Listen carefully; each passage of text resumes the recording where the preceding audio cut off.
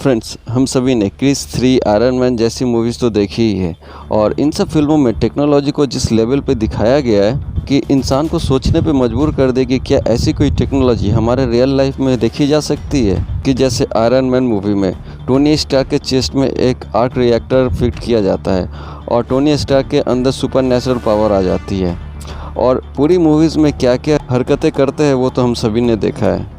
पर क्या ऐसा रियल लाइफ में होना पॉसिबल है? जी हाँ, अब पॉसिबल होता दिख रहा है। एलॉन मस्क, इन्हें कौन नहीं जानता है, एक business magnet. He is the founder, CEO, CTO and chief designer of SpaceX, जो कि एक रीयूजेबल रॉकेट बनाने वाली कंपनी है। और इसके साथ ही is the owner of the Tesla company, जो कि इलेक्ट्रिक कार बनाने वाली सबसे बड़ी कंपनी है। इनकी एक और कंपनी है न्यूरालिंक, जिसके ये को फाउंडर है। और आज के वीडियो में हम न्यूरालिंक टेक्नोलॉजी पे ही बात करेंगे। न्यूरालिंक एक fully integrated brain machine interface system develop कर रही है। इसे आप ब्रेन कंप्यूटर इंटरफेस भी कह सकते हैं। इसका मतलब क्या होता है कि आपका ब्रेन कंप्यूटर और दूसरे डिजिटल डिवाइसेस के साथ डायरेक्टली कम्युनिकेट कर पाएगी। जैसे कि एक पैरालाइज्ड इंसान व्हील चेयर पर बैठे बैठे अपने ब्रेन से डायरेक्टली कंप्यूटर, माउस, कीबोर्ड या स्मार्टफोन्स को वायरलेसली कंट्रोल कर सके। न्यूरालिंक एक चिप डिज़ाइन कर रही है। ये जो स्क्रीन पे आपको कॉइन जैसा एक डिस्क दिख रहा है, यही है वो चिप और इसका नाम है द लिंक। और इस चिप को आपके ब्रेन में इम्प्लांट किया जाएगा। इस चिप को ब्रेन के न्यूरॉन से कनेक्ट की जाएगी और इस चिप में जितने भी थ्रेड्स है, हर एक थ्रेड्स में बहुत सारे इलेक्ट्रोड्स रहेंगे और ये सारे इलेक्ट्रोड्स ब्रेन के न्यूरॉन्स के सिग्नल को डिटेक्ट करेंगे। इस चिप में मौजूद थ्रेड्स इतने पतले और फ्लेक्सिबल है कि कोई ह्यूमन हैंड इस चिप को इंसर्ट नहीं कर सकता, जिस वजह से एक न्यूरोसर्जिकल रोबोट बनाया जा चुका है, जिसकी हेल्प से न्यूरोसर्जन इन सारे थ्रेड्स को एफिशिएंटली इंसर्ट कर सके बिना किसी गलती के। बताई जा रही है कि ये सर्जरी 1 घंटे की होगी, जिस वजह से इस न्यूरोसर्जिकल रोबोट को इतना एडवांस डिज़ाइन किया गया है कि पेशेंट को जनरल एनेस्थीसिया दिए बिना ही ये ऑपरेशन किया जाएगा। कंपनी इस चिप को 3 फेज़ में इंट्रोड्यूस करने वाली है। पहले फेज़ में इसे एनिमल पर ट्राई किया जाएगा। एनिमल्स के ब्रेन में इस चिप को इम्प्लांट करके मॉनिटर किया जाएगा कि जानवरों पे ये ठीक ठाक काम कर रहा है या नहीं। और सेकेंड फेज़ में इसका ह्यूमन ट्रायल होगा। इस चिप को फिजिकली चैलेंज्ड, पैरालाइज्ड इंसान पे इसे ट्राई किया जाएगा और थर्ड फेज़ में इसे ऑफिशियली मार्केट में लॉन्च कर दी जाएगी। फिलहाल कंपनी इसके फर्स्ट फेज़ पे काम कर रही है। इस चिप को 3 पिग्स पे ट्राई किया जा रहा है। पहले वाले पिग में कुछ नहीं लगाया गया है, वो पिग बिल्कुल नॉर्मल है। और दूसरे वाले पिग में इसे इम्प्लांट किया गया था, पर फिलहाल उसे रिमूव कर दिया गया है, क्योंकि ये भी चेक करना है कि रिमूव करने के बाद इस चिप के कोई साइड इफ़ेक्ट है या नहीं। और थर्ड वाले पिग में इस चिप को इम्प्लांट किया गया है। तीनों पिग्स की रेगुलरली टेस्ट की जा रही है और तीनों पिग्स की हेल्थ की मॉनिटरिंग भी हो रही है और तीनों पिग बिल्कुल सही सलामत है। इस चिप पे मौजूद जितने थ्रेड्स हैं, ये सारे माइक्रोन स्केल के साइज़ के हैं, जिस वजह से इन थ्रेड्स को इंसर्ट करने के लिए जो नीडल यूज़ किया जाएगा, उसका डायमीटर एक न्यूरॉन के साइज़ के बराबर का होगा। और चूँकि सारे थ्रेड्स इंडिविजुअली इंसर्ट किए जाएंगे, तो ये रोबोट को उसी तरह डिज़ाइन किया गया है कि ब्रेन के ब्लड वेसल्स को डैमेज किए बिना ये ऑपरेशन हो सके। क्या ये चिप ह्यूमन ब्रेन के लिए सेफ़ है? क्योंकि एक इलेक्ट्रॉनिक डिवाइस हमारे ब्रेन में इम्प्लांट होने जा रही है, तो इसमें कोई रिस्क तो नहीं है? तो इस सवाल पे कंपनी का कहना है कि जो कि अभी तक ह्यूमन ट्रायल हुई नहीं है, तो इस सवाल का जवाब देना काफ़ी मुश्किल है। ये चिप अभी अपने फर्स्ट फेज़ पे काम कर रही है। एनिमल्स पे इसकी प्रैक्टिस चल रही है और एनिमल्स पे अभी तक किसी तरह का साइड इफ़ेक्ट नहीं दिखा है। और जहाँ तक बात है ह्यूमन सेफ्टी की, तो न्यूरालिंक ह्यूमन की सेफ्टी को ध्यान में रख के ही इस चिप की डिज़ाइन की है और इसी वजह से न्यूरोसर्जिकल रोबोट बनाया गया है।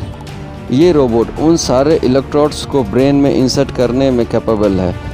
स्कल में एक 23 mm डायामीटर का होल किया जाएगा और उसी होल के थ्रू रोबोट की हेल्प से सारे थ्रेड्स को इंसर्ट किए जाएंगे।